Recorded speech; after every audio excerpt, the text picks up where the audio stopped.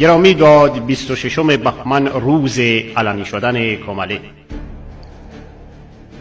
زمانی که قصر پرزرق و برق شاهی با وحشت ساواک بیداد می کرد، تفکری با اندیشه انسانی به نام عدالت اجتماعی در میان جوانان روشنفکر کرد در پهنای اجتماع کردستانی در جایگاه ذهن تکیه کرد.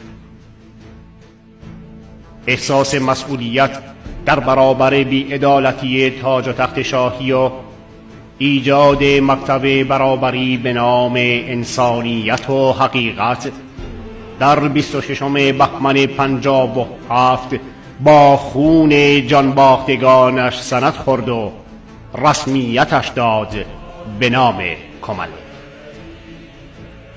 در عصر تیرباران رژیم اسلامی که سیاستش با مذهبش خونالود بود و ماهیتش ارتجاعی و بدتر از تمام دردها که برکت به اصطلاح انقلابش سفره های بی برکت بود و بس، رژیمی که تبر بغض و کینه‌اش را مقدم بر آزادی و تفکر انسانی می‌دانست، آنسان که انقلاب اسلامی نوپا بود و میتاخت به نام شرع و میدرید به نام مذهب، آن زمان بود که کماله از بطن وجود مردمی رنج دیده و مظلوم زاده شد. کماله در زمانی پا به عرصه وجود گذاشت که توهم و توحش رژیم اسلامی تمام جغرافیای سیاسی کردستان را فرا گرفته بود. تحجری که هزاران بار بدتر از ظلم تاج و تخت شاهان بود.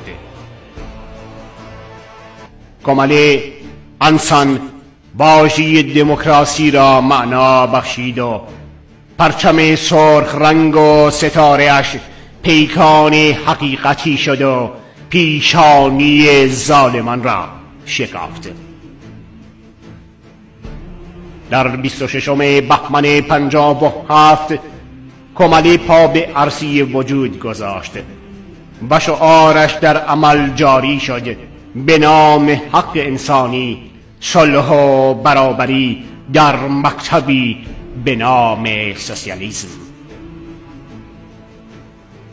کماله در روزگاری موجودیتش را فریاد زد که بار وظیفه سنگینی بود بر دوش، وظیفه‌ای که احساس بود در نیاز.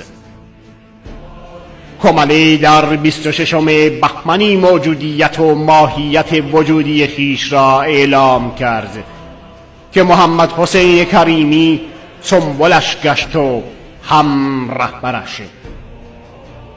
افکار و اندیشه‌اش سیراب شد با تفکر انسانی فؤاد کردستان. صداقت، عدالت و دادخواهی را با آتشین زبان صدیق کمانگر گره زده است و جای زخم و تازیانی جلادان را با مرهم دکتر رنجران التیامش داد و دوری از خاک و غربتش را با گور غریب خانی معینی معمد شد.